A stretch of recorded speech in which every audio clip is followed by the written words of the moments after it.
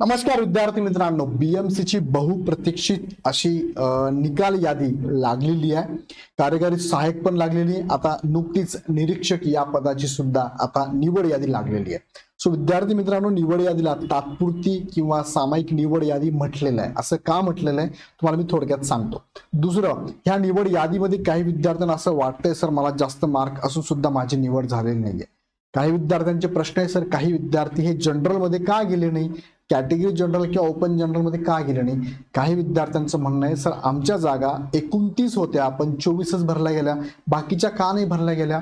या सगळ्या प्रश्नांची उत्तर तुम्हाला व्हिडिओमध्ये सांगतो. आणि अजून एक महत्त्वाचा प्रश्न आहे की या निवड यादीमध्ये हिला तात्पुरती म्हटलंय, मग यामध्ये बदल होऊ शकतो का, शक्यता असेल तर काय शक्यता आहे, काय बदल होऊ शकतात ते पण मी तुम्हाला सांगतो. जे विद्यार्थ्यांची निवड यादीत नाव नाहीये त्या विद्यार्थ्यांचं नाव येऊ शकतं का ते पण मी सांगतो. त्यालाही शक्यता आहे. त्या कशा शक्यता थोडक्यात या व्हिडिओच्या माध्यमातून सांगतो.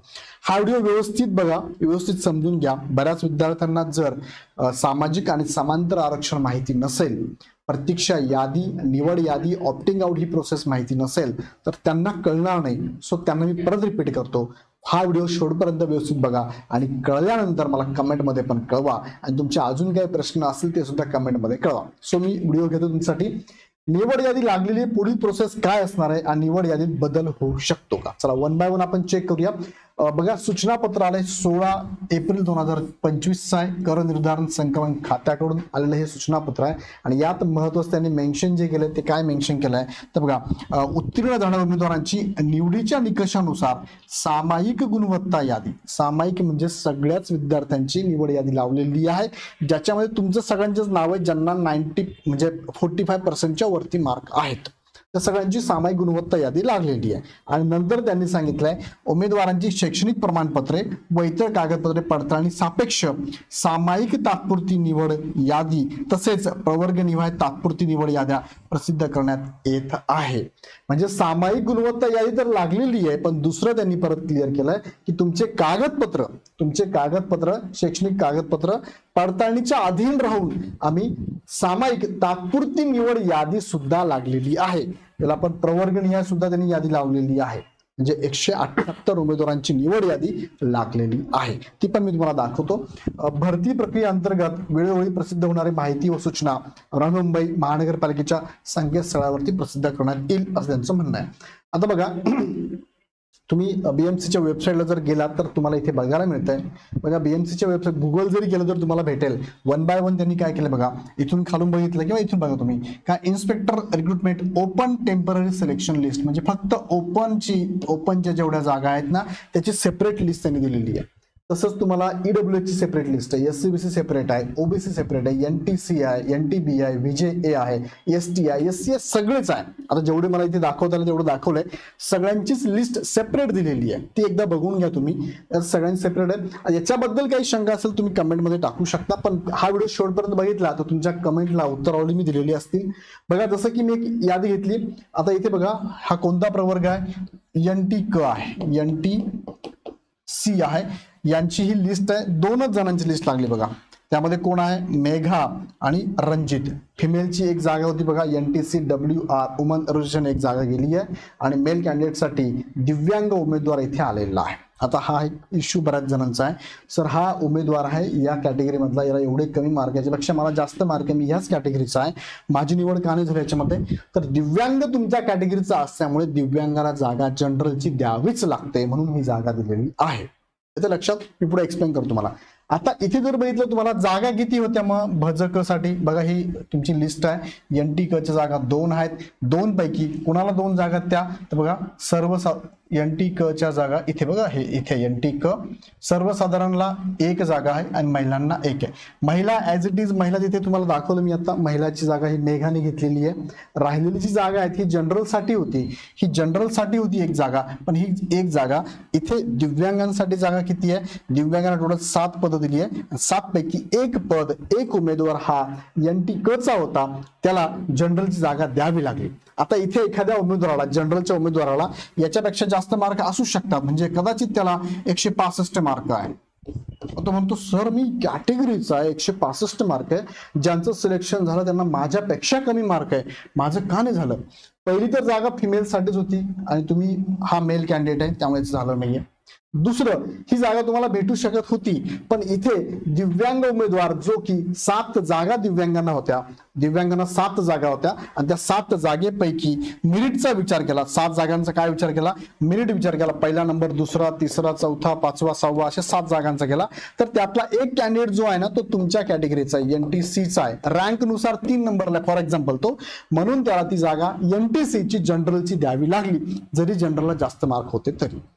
ह्या दोघांचं असंच आहे, ही अनाथांच्या 2 जागा आणि ह्या 7 जागा अशाच जातात. ते ज्या प्रवर्गाच्या ना त्या प्रवर्गाच्या जनरल जागा ते घेऊन टाकतात आणि ते तसंच झालेलं आहे, ते तुम्हाला तसंच बघायला मिळेल. ओके, असाच संदर्भ सगळ्या ठिकाणी असणार आहे. सो हा मुद्दा जर तुम्ही लक्षात घेतला तर तुमच्या वेगळ्या प्रवर्गांसाठी सुद्धा दिव्यांग आणि अनाथ असे उमेदवार तुम्हाला तिथे बघायला मिळतील. त्यानंतर दुसरं जे पद आहे ते आहे SCBCचं पद आहे. बघा इथे तुम्हाला बघतोय SCBCचं आहे, ही लिस्ट लागली तुम्हाला SCBC. SCBC ला जागा किती होत्या? तर SCBC ला जागा बघा, ह्या SCBCच्या जागा आहे, टोटल जागा 18 आहेत. मग इथे 18 जागा दिल्या गेल्यात का? बघा 18 जणांची लिस्ट आहे. बघा इथे हे 18 मुलांची लिस्ट आहे, तुम्हाला इथे बघायला मिळेल. SCBC सगळे. मग यामध्ये एक सर्व्हिसमॅन, तुम्हाला इथे दिव्यांग बघा, इथे दिव्यांग बघायला मिळतील, दिव्यांग पण आहे, त्यानंतर एक सर्व्हिसमॅन पण आहे, स्पोर्ट पर्सन पण आहे, वुमन रिझर्वेशन पण आहे, त्यानंतर प्रोजेक्ट अफेक्टेड आहे, पार्ट टाइम अंशकालीन पण आहेत, पार्ट टाइम अंशकालीन पण आहेत. जशा जागा त्यांनी इथे दिलेल्या बघा, ह्या जागा आहेत त्यांच्या, तुम्ही इथे बघू शकता. पार्ट टाइम अंशकालीनसाठी 2 जागा आहेत, त्यानंतर खेळाडूंसाठी 1 जागा आहे. त्यानुसार हे पूर्ण 18 जणांची लिस्ट आहे. यात काही शंका असेल मला कमेंटमध्ये टाका किंवा माझा नंबर नोट करून ठेवा, ज्याला फक्त तुम्हाला व्हॉट्सअपच करायचं आहे, कॉल करायचा नाहीये. माझा नंबर आहे 94 20 12 94 20 12 44 44. ह्या नंबरला तुम्ही व्हॉट्सअप करू शकता. मी तुम्हाला सजेस्ट केलं तुम्ही व्हॉट्सअपच करा, मला कमेंट करू नका, म्हणजे कॉल करू नका. ह्या नंबरला व्हॉट्सअप तुम्ही करू शकता.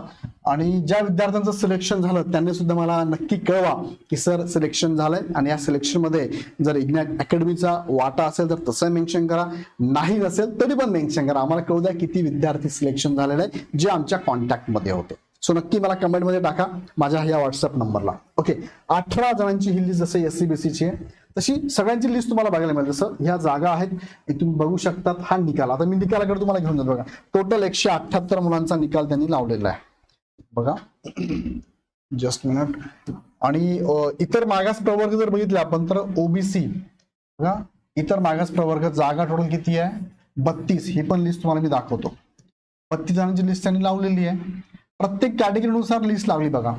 आता ही जी लिस्ट आहे ही OBCची बघा, ही OBCची आहे. 32 मुलांची लिस्ट आहे तुम्ही बघू शकता. त्यामध्ये सुद्धा OBCच्या सगळ्याच आहे. ही 32ची लिस्ट बघा, ही टोटल 32ची लिस्ट आहे. ओके, आता जो 178चा निकाल आहे ना तो यामध्ये बघा, ही यादी 178 मुलांची आहे. सामायिक तात्पुरती निवड यादी आहे ही 178ची बघा. टोटल 178, टोटल 7 पेजेस याच्यामध्ये आहे आणि 178 लागली. तुम्ही चेक करून घ्या आता तुमचं नाव या यादीमध्ये आहे का. आणि तुम्हाला वाटतंय सर मला जास्त मार्क आहे तरी पण मला यादीमध्ये नाव नाहीये, तर संदर्भात काही असेल प्रश्न तर मला कमेंटमध्ये टाका किंवा माझा व्हॉट्सअप नंबर मी तुम्हाला दिला आहे 94 20 12 44 44. ह्या नंबरला तुम्ही व्हॉट्सअप करू शकता. शक्यतो व्हॉट्सअपच करा, कॉल शक्यतो उचलला जात नाही. आता चला मुख्य मुद्द्याकडे तुम्हाला इकडे परत घेऊन जातो. आता तुमचे जे प्रश्न आहेत ना ते समोर मी ठेवतो. बघा काय प्रश्न तुमचे. सर मला जास्त मार्क असूनही माझी निवड का नाही झाली. जसं मी तुम्हाला आता एक्झाम्पल दिलं होतं ते आता एक्झाम्पल तुम्हाला समजलं असेल. निवड यादी कशी लागते आता याचं उत्तर मी तुम्हाला सांगतो, त्यामुळे तुम्हाला उत्तर इथे मिळून जाईल. बघा निवड यादी कशी लागते. फॉर एक्झाम्पल मी पकडला की फॉर एक्झाम्पल एखादा OBCचा कॅन्डिडेट आहे आणि OBCचा फॉर एक्झाम्पल फिमेल आहे. आता सगळे रिझर्वेशन तुम्ही घेऊ शकता. फिमेल घ्या, त्यानंतर तुम्ही घेऊ शकता प्रोजेक्ट अफेक्टेड घ्या, त्यानंतर तुम्ही घेऊ शकता अर्थक्वेक अफेक्टेड घ्या, त्यानंतर एक्स सर्व्हिसमॅन घ्या, त्यानंतर तुमचा स्पोर्ट पर्सन घ्या, त्यानंतर तुमचा पार्ट टाइम घ्या. ओके, सगळे समांतर आरक्षण घ्या. आता काही राहिलं असेल तर ठीक आहे, पण हे सगळे समांतर आरक्षण आहे. मग यांचं दिव्यांग आणि अनाथ यामध्ये येत नाही, ते मी एक्सप्लेन करतो नेक्स्ट. बघा ओबीसी कॅन्डिडेट आहे, मग ह्या सगळे कॅन्डिडेट समांतर आरक्षण आहे. यांचं सिलेक्शन कसं होतं तर सिलेक्शन होताना 4 टप्प्यात होतं. बघा 4 टप्प्यात सिलेक्शन होतं. पहिल्यांदा यांचा विचार ओपन साठी केला जातो. ओपन मधलं त्यांचे जे आरक्षण आहे, फॉर एक्झाम्पल मी फिमेल घेतलं तर पहिले विचार केला जाईल ओपन फिमेलला. दुसरा विचार केला जाईल ते कॅटेगरी ओबीसीच्या आहेत म्हणून ओबीसी फिमेलला. तिसरा विचार तुमचा केला जाणार आहे, तिसरा विचार ओपन जनरलला आणि चौथा विचार केला जाईल तुमची कॅटेगरी ओबीसी असेल तर ओबीसी जनरलला, असा विचार केला जाईल. म्हणजे तुमचं फिमेल रिझर्वेशन असल्यामुळे फिमेल पहिल्या भरल्या जातील. आता इथे काही विद्यार्थ्यांचं म्हणणं असं आहे की सर आमच्या कॅटेगरीची फिमेल आहे, जिला मार्कस फॉर एक्झाम्पल 170 आहे किंवा तुम्ही निवड यादी मी चेक करतो एकदा आणि तुम्हाला परत एकदा सांगतो. बघा ही निवड यादी तुमची, जस्ट मिनिट, ही निवड यादी आहे आणि निवड यादीमध्ये जो फर्स्ट रँकर आहे, तो मी फर्स्ट रँकर इथे घेतो. बघा हा फर्स्ट रँकर आहे, कोण आहे, गणेश. यांना मार्क किती 181 आहे, बरोबर 181 आहे. ओके 181 आहे. हा मग एखाद्या महिलेला तुम्ही उदाहरण देतो तुम्हाला, बरं का उदाहरण सांगतो. बघा एखादा म्हणू शकतं सर आमच्याकडे महिला अशी तिला 170 किंवा आता जो निकाल बघितला आपण त्या निकालानुसार बघितलं तर 181 पेक्षा जास्त मार्क पकडतो मी तुमच्या महिला उदाहरणासाठी. मला म्हणायचं 182 मार्क आहे आणि ही फिमेल आहे. मला सांगा ही फिमेल जर आहे 182 मार्क आहे, हे कुठून जाईल बरं सर? ओपन जनरल पेक्षा जास्त मार्क येईल. आता मी तुम्हाला उदाहरण सांगतो. तर ही पहिल्यांदा इथूनच जाणार, ओपन फिमेल मधूनच जाणार. मग एखाद्याला पडतो प्रश्न की सर हिला सगळ्यात जास्त मार्क आहे ना, महिला ओपन जनरल मधून जाऊ देत ना? नाही, तिचं रिझर्वेशन आहे ना, पहिले रिझर्वेशन फुल होईल आणि रिझर्वेशन फुल झाल्यानंतर त्याच्या खालचे जे रँकिंग आहे ना त्यांना जर जास्त मार्क असेल तरच ते इकडे ओपन जनरलला जाऊ शकतात किंवा कॅटेगरी जनरल जाऊ शकतात, अन्यथा नाही. हे सगळ्यांसाठीच लागू आहे. हा मुद्दा तुम्हाला समजला असेल तर मला कमेंटमध्ये नक्की कळवा. आता पुढचा, मग जास्त मार्क असून का सिलेक्शन झालं नाही तर हे कारण आहे. दुसरं, निवड यादी कशी लागते सांगितलं. काही उमेदवार ओपन जनरल मधून का नाही गेले तर पहिले भरताना हे जे समांतर आरक्षण आहे पहिले हे भरलं जातं आणि मग ओपन जनरलचं भरलं जातं, म्हणून ते तिकडे गेलेले नाही. ओके. आता अजून एक महत्वाचा प्रश्न आहे की निवड यादीत बदल होऊ शकतो का? शक्यता आहे का? शक्यता आहे. बघा हे 4 प्रश्न तुमच्या समोर आहे. जर एखाद्या उमेदवाराने फॉर्म भरताना, काही जण म्हणतात सर माझ्याकडून चुकून झालंय, काही उमेदवारांनी फॉर्म भरताना प्रोजेक्ट अफेक्टेड आणि अर्थक्वेक अफेक्टेड इथे शो केलेलं आहे, असे काही मुलांचे मला कॉल आहे. ते कार्यकारी सहाय्यक मध्ये पण आहे आणि इथे पण आहे. आता इथे तुम्ही बघितलं असेल ह्या ऍड मध्ये फक्त मुंबई आणि ठाणे या ठिकाणचेच प्रोजेक्ट अफेक्टेड आणि अर्थक्वेक अफेक्टेड चालणार होते. हे 2 जिल्हे सोडून बाकी ठिकाणचे काही प्रोजेक्ट अफेक्टेड विद्यार्थी आहेत, त्यांनी जर प्रोजेक्ट अफेक्टेड मधून फॉर्म भरला असेल वेगळ्या जिल्ह्यातल्या उमेदवारांनी तर त्यांचं सिलेक्शन फायनल होणार नाही. डॉक्युमेंट व्हेरिफिकेशन नंतर त्यांना अडचण येऊ शकते किंवा त्यांची निवड ही कॅन्सल होऊ शकते, ते अपात्र होऊ शकतात. जर ते अपात्र झाले तर त्या जागा परत रिक्त होऊ शकतात. मग त्या जागी ऍक्च्युअल ठाणे मुंबईच्या प्रोजेक्ट अफेक्टेड आणि अर्थक्वेक अफेक्टेड उमेदवारांना संधी मिळू शकते.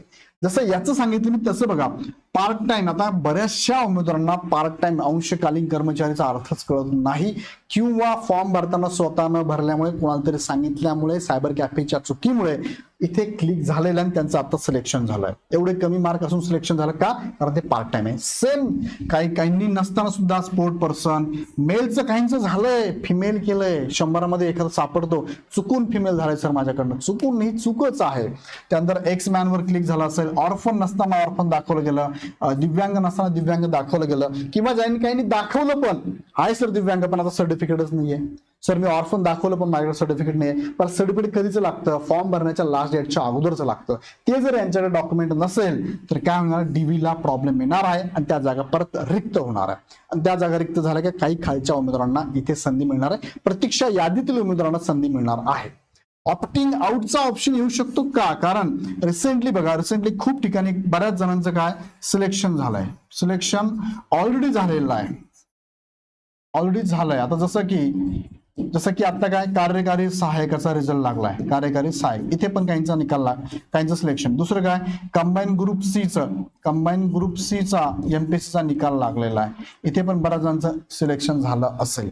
त्याच्या अगोदर सुद्धा बऱ्याच ठिकाणी काही निवड याद्या लागलेल्या आहेत आणि हे उमेदवार त्या ठिकाणी गेलेले आहेत. नंबर लागलाय, एक सर्व्हिसमॅन असेल, ऑर्फन, पीडब्ल्यू जे काय असेल ते, मग हे उमेदवारांना त्यांचे एकाच उमेदवाराचे 4-4 ठिकाणी सिलेक्शन असेल तर इथून ऑप्टिंग आउट झाले. त्यांनी जर संबंधित डिपार्टमेंटला कळवलं की मला इथे ह्या पदासाठी मला अपेक्षित नाहीये, मी जॉब करणार नाहीये, मी मला रिझाईन करायचंय किंवा मला नको हे पद, तर इथे अजून जागा रिक्त होऊ शकतात. आणि शेवटचा मुद्दा काय, काही उमेदवारांचे सिलेक्शन झाले पण काही कारणास्तव त्यांना जॉईनिंग करायची नाहीये.